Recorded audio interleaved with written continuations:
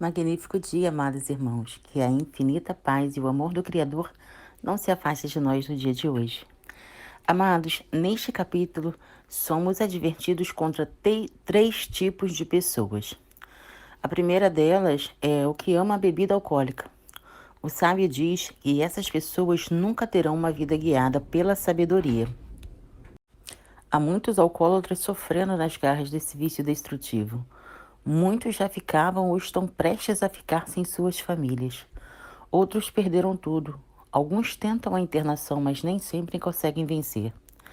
O segundo tipo de pessoa é o preguiçoso. Perceba que no livro de Provérbios ele é constantemente mencionado.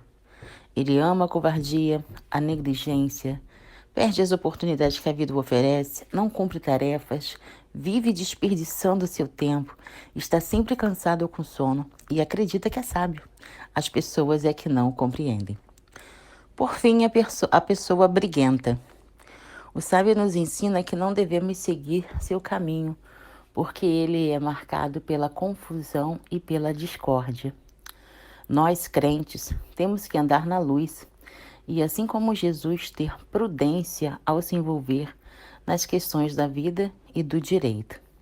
Vamos à leitura de Provérbios, capítulo 20. O vinho é escarnecedor, a bebida forte, alvoroçadora, e todo aquele que neles errar nunca será sábio. O vício na bebida alcoólica aprisiona e acaba com a vida de inúmeras pessoas, da mesma forma que drogas. Discussões tolas, brigas desnecessárias e crimes hediondos são cometidos por pessoas dominadas pela bebida ou pelo vício das drogas. Um escravo da bebida ou das drogas nunca será sábio.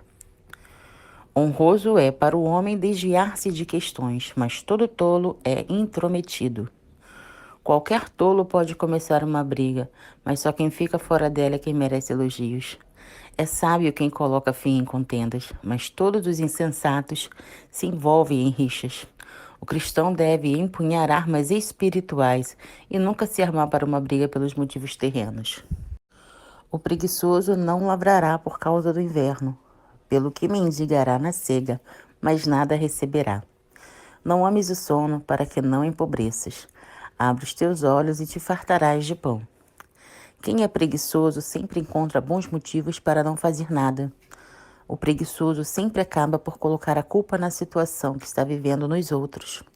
É inevitável colher o que plantamos. No tempo da colheita, o preguiçoso irá perceber que seus campos estão cobertos de mato, seus celeiros estão vazios e sua necessidade visível a todos. Como as águas profundas é o conselho no coração do homem, mas o homem de inteligência o trará para fora. A sabedoria não está sempre na superfície. Por vezes ela precisa ser trazida à tona. E para que isso aconteça é necessário o discernimento que Provérbios tanto fala. Esse versículo não quer dizer que toda pessoa é um poço de sabedoria esperando para ser descoberto e usado. A multidão dos homens apregoa a sua própria bondade, porém o homem fidedigno, quem o achará? O contraste desse versículo está entre aquilo que se professa e a realidade, não entre benignidade e fidelidade, ambas as quais contêm a ideia de algo inabalável, que não sejam os nossos lábios que nos promovam, que possamos reconhecer nossas falhas e lutar contra elas, ao invés de nos exaltarmos. O justo anda na sua sinceridade, bem-aventurados são os filhos depois dele. Os filhos devem ter orgulho dos pais, não tanto pelo patrimônio material que eles possuem, mas pelo caráter que carregam. A honra não pode ser comprada, e nem o caráter. Felizes são os filhos que, quando olham para os pais, podem sentir orgulho. Assentando-se o rei no trono do juízo, com os seus olhos dissipa todo o mal. Nesse versículo, Salomão está descrevendo sua própria experiência. Ele foi rei de Israel durante 40 anos. Salomão, no início do seu reinado, pediu a Deus para lhe conceder sabedoria. Assim, sua habilidade de discernir com o olhar era um fato muito significativo em seus julgamentos. Embora existiam limitações nessa colocação, os que lidam com pessoas cara a cara desenvolvem habilidades de avaliação, sendo além das evidências faladas. Quem poderá dizer: purifiquei o meu coração, limpo estou do meu pecado? O pecado é uma mácula que contamina o corpo e a alma. O pecado separa o ser humano de Deus e do próximo. Somente Deus pode purificar um coração pecador. Somente Ele pode limpar todo o nosso interior e tirar todas as máculas do pecado. Dois pesos diferentes, duas espécies de medida são abominação ao Senhor, tanto um como o outro. Pesos diferentes são abomináveis ao Senhor e balança enganosa não é boa. O Senhor se ira contra a desonestidade. Ter dois pesos e duas medidas significa modificar o valor de algo dependendo da situação. Esse versículo, primeiramente, deve ser aplicado a transações comerciais, mas também às nossas opiniões. Nós devemos estar firmes sobre o que pensamos e não julgar de maneira diferente, dependendo da pessoa. Até a criança se dará a conhecer pelas suas ações, se a sua obra é pura e reta. Nossas ações revelam exatamente quem somos. Nossa boca pode falar palavras lindas, mas nossas ações é que revelam quem realmente somos. Pare e pense. Como você está agindo? O ouvido que ouve e o olho que vê, o Senhor fez a ambos. Deus criou o ser humano perfeito. Isso significa que nosso corpo é perfeito. Esse versículo nos diz que devemos ter olhos e ouvidos atentos. Muitas pessoas não usam corretamente seus órgãos. Você já conheceu alguma pessoa que não importa o quanto você explique algo, ela não irá compreender? Assim é alguém que não sabe escutar. Portanto, não use os seus ouvidos com sabedoria. Nada vale, dirá o comprador, mas indo-se então, se gabará. Uma história antiga, mas que pode ser presenciada muito nos dias de hoje. Muitas pessoas, com o intuito de diminuir o preço de algo, diminuem o produto. Quando conseguem o que querem, se gloriam. As leis do mercado devem ser regidas por uma ética justa. Tanto vendedores quanto compradores devem sair ganhando. Há ouro e abundância de rubis, mas os lábios do conhecimento são joias preciosas. As palavras que instruem são um precioso tesouro. Os lábios que carregam as palavras de conhecimento e bondade valem mais do que qualquer riqueza. Os lábios instruídos não são apenas joias preciosas, mas também uma forma de alcançarmos vidas. Ficando alguém por fiador de um estranho, tome-lhe-se a roupa e por penhor aquele que se obriga pela mulher estranha. De um modo geral, o provérbio se posiciona contra a fiança, especialmente aqui, quando envolve uma terceira pessoa. Suave é ao homem o pão da mentira, mas depois a sua boca se encherá de cascalho. A esperteza funciona por um tempo, porém seu fracasso é certo. Muitas pessoas buscam ganhar o pão através de fraudes, mas no futuro perceberá que a sua atitude o levou pelo caminho da ruína. Cada pensamento se confirma com conselho, e com bons conselhos se faz a guerra. O prudente, antes de tomar alguma decisão na vida, escuta os mais experientes. Procura seus líderes e mestres. Pessoas sábias procuram pessoas sábias. Pessoas tolas procuram pessoas tolas. Quem age sem refletir e quem tapa os ouvidos aos bons conselhos coleciona fracassos. O que anda tagarelando revela o segredo. Não te intrometas com o que lisonjeia com seus lábios. O mexeriqueiro não é um bom amigo. Quem não sabe guardar segredo não é alguém confiável. Se alguém conta da vida dos outros para você, pode ter certeza que também está contando da sua vida para os outros. Fuja dessas pessoas. O que amaldiçoa seu pai e sua mãe, apagar-se-á a sua lâmpada em negras trevas. A lei a respeito disso era muito clara em Êxodo 20, versículo 12. Mesmo que até a época de Provérbios o castigo nunca tenha sido executado, a condição moral era a profunda escuridão. O mandamento continua valendo até os dias de hoje. A herança que no princípio é adquirida às pressas, no fim não será abençoada. O comentário desse provérbio não está tratando apenas de riquezas, mas também de heranças que são ganhas facilmente, talvez de forma escrupulosa ou de forma impensada, mas tendo o mesmo prejuízo no final. Não digas, vingar-me-ei do mal. Espera pelo Senhor e Ele te livrará. Não vivemos em um mundo perfeito e nem somos perfeitos. Nosso coração, por vezes, se enche de sentimentos ruins. Porém, precisamos viver com a certeza de que o único que tem competência para julgar retamente e vingar alguém na medida certa é o Senhor. Você pode clamar por justiça, mas deixe que o Deus justo a faça. Os passos do homem são dirigidos pelo Senhor. Como, pois, entenderá o homem o seu caminho? No texto em hebraico não encontramos a palavra dirigidos. Sendo assim, a forma que alguém depende do Senhor é ainda mais enfática. Quando o versículo fala o próprio caminho, pode estar se referindo ao caminho de Deus, inescrutável ao homem ou ao caminho do homem, que ele não consegue compreender nem planejar.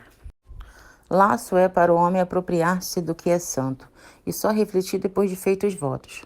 Somente o insensato faz promessa sem avaliar o que está prometendo. A palavra de Deus diz que é melhor não votar do que votar e não cumprir. Não prometa nada que você não tenha absoluta certeza que cumprirá. É melhor ficar em silêncio. O rei sábio dispersa os ímpios e faz passar sobre eles a roda. O espírito do homem é lâmpada do Senhor, que esquadrinha todo o interior até o mais íntimo do ventre. Benignidade e verdade guardam o rei, e com benignidade sustém ele seu trono. O rei ideal é sábio, não somente abona os ímpios, mas age contra eles. São a bondade e a fidelidade que levam a bênção ao indivíduo e geram apoio ao Estado. É com bondade que o rei sustenta seu povo. Ninguém deve reinar contra o povo, mas sim a favor do povo. A glória do jovem é a sua força, e a beleza dos velhos são seus cabelos brancos. O vigor da mocidade e a experiência dos idosos são ambas dignas de respeito, e jamais devem competir entre si. A alegria na força dos jovens é um tema por vezes negligenciado, porém os mais velhos devem se louvar a força dos jovens e os jovens a sabedoria dos idosos. Não devemos nunca incentivar uma narrativa de competição entre as gerações. Os vergões das feridas são a purificação dos maus, como também as pancadas que penetram até o mais íntimo do ventre. As feridas doem, mas também ensinam. Quem não aprende com a dor, não aprende de maneira nenhuma. A disciplina, no entanto, que é aplicada não é motivo de alegria, mas com o tempo começa a produzir frutos e promover a justiça. Se você está passando por tribulações, não murmure, deixe que ela produza frutos. Amados, a conclusão na primeira parte do texto é sobre o alcoolismo. O mal que esse vício traz para a vida das pessoas. Escutamos diariamente relatos de vidas destruídas, de jovens se perdendo, de maldades sendo feitas por conta desse vício maldito. Casamentos sendo desfeitos, falta de respeito de filhos com seus pais, de pais com seus filhos. Ou seja, existem coisas que edificam. E o vício, não só ao alcoolismo, mas também às drogas, é um vício que não edifica, pelo contrário, ele é destrutivo. E o fim dele a gente bem conhece, né? Então o que a gente deve fazer é orar e orar muito por essas pessoas que inevitavelmente estão se encaminhando para a morte. A segunda pessoa é o preguiçoso. Acho que esse preguiçoso é o tipo mais comum de pessoas que a gente está acostumado a encontrar, né? Muitos se disfarçam também de soberbos, porque quando você vai explicar alguma coisa, contar alguma coisa, ensinar alguma coisa, são pessoas que estão sempre com o copo cheio, né? São as pessoas que já sabem de tudo, né? E para essas pessoas só não resta mesmo a oração, porque não adianta jogar pérolas aos porcos, né? Eles, além de se machucarem, ainda ficarão com raiva de você. Então é só clamar ao Senhor mesmo. E por fim, a pessoa briguenta, né? Aquelas pessoas que amam uma contenda que não edifica. Eu costumo falar muito com vocês que o confronto, ele é até necessário, porque existem confrontos que edificam, onde duas pessoas conversam até que energeticamente expondo seus pontos de vistas e chegando a uma conclusão onde as duas pessoas estão ganhando em conhecimento. Já o confronto, a afronta, né? Esse aí é completamente desnecessário e é honroso aquele que o evita, né?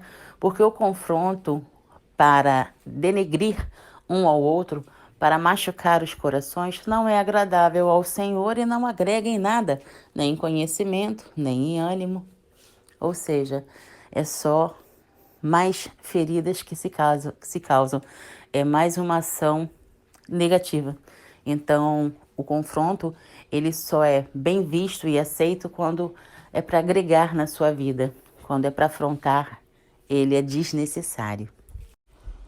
Amados, certamente ao caminharmos com Cristo, fomos libertos do poder do pecado. Porém, o fato de termos pecado alguma vez, e todos nós já pecamos, devemos sempre nos lembrar de que não somos melhores que outras pessoas. Estamos aqui para ser exemplos, estamos aqui para ensinar, estamos aqui para transbordar a palavra e o amor de Cristo. Mas isso não nos torna melhor do que ninguém. Aqui embaixo somos todos filhos de Deus. E só cabe a Deus nos julgar pelo que nós fizemos lá atrás, pelo que nós fazemos hoje, pelo que nós faremos amanhã. É muito importante que a gente tenha consciência de que nós não podemos nunca nos julgar superiores a quem ainda comete algum tipo de pecado.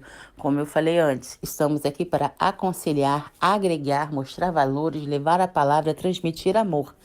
Nunca para denegrir, julgar, porque nós não temos essa autoridade. Essa autoridade é apenas do nosso Senhor. Convido você para orar comigo, para agradecer por essa leitura e essa reflexão maravilhosa. Pai amado, graça te damos, pois tu és bom e em tudo nos ouve. Pai, gratidão por este dia, Pai. Gratidão pela nossa vida. Gratidão por todas as oportunidades de levar a tua palavra, Pai. Gratidão por essa maravilhosa palavra que entra queimando em nossos corações. Que não sejam só palavras, Senhor, mas que cada um que ouvir aplique em sua vida, entendam com clareza e leve essa clareza ao próximo, Pai. Nosso mundo precisa de amor, Pai, precisa de pessoas pacientes, compreensíveis e dispostas a levar a tua palavra. Pessoas que entendam que é compartilhando que se cresce. Quanto mais sementes a gente semeia, mais sementes o Senhor nos dá. Pai, te entrego cada coraçãozinho que está aqui, Pai. Cada pessoa que dedica um pouquinho do seu tempo a aprender a tua palavra. Que a tua palavra edifique, transforme, clarifique, abençoe.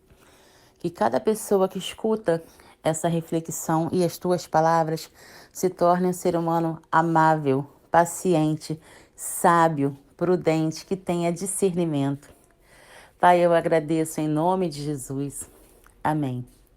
Que essa gotinha de amor, que essa mensagem da palavra seja um bálsamo na sua vida. Que você a leve durante todo o seu dia, transbordando amor ao próximo. Um beijo no seu coração e até o próximo estudo.